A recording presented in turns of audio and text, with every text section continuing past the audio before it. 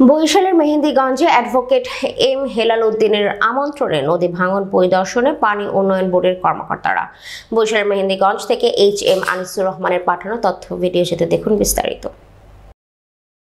বরিশালের মেহেন্দিগঞ্জে ক্রমাগত নদী ভাঙনে বিপর্যস্ত মানুষের দুঃখ কষ্টের চিত্র সরেজমিনে দেখতে মেহেন্দিগঞ্জের কৃতি সন্তান সহকারী attorney general advocate M Helal উদ্দিনের আমন্ত্রণে পরিদর্শনে আসেন পানি উন্নয়ন বোর্ডের ঊর্ধ্বতন কর্মকর্তারা।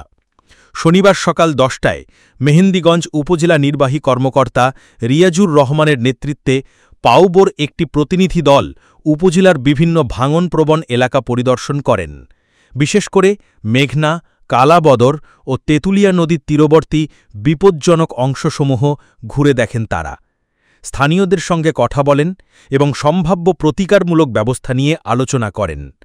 নদী ভাঙনে ক্ষতিগ্রস্ত এলাকাবাসীর দীর্ঘদিনের দাবির পরিপ্রেক্ষিতে এলাকাবাসীর নজর কাড়তে নিরলসভাবে বরিশাল ৪ আসনে কাজ করে যাচ্ছেন। স্থানীয় বাসিন্দারা ৭১ বাংলা টেলিভিশনকে বলেন, অ্যাডভোকেট এম হেলাল উদ্দিন ভাইয়ের আন্তরিক প্রচেষ্টাতেই আজ সরকারের উচ্চ পর্যায়ের দৃষ্টি আমাদের দুর্দশার দিকে পড়েছে। আমরা দ্রুত কার্যকর প্রতিকার চাই। এ সময় তার সাথে উপস্থিত ছিলেন স্থানীয় বিএনপি ও সহযোগী সংগঠনের নেতৃবৃন্দ। আগে যদি আমরা কিছু টিউবওয়েল নিচে দিয়ে তারপরে টিউবগুলো ফালাই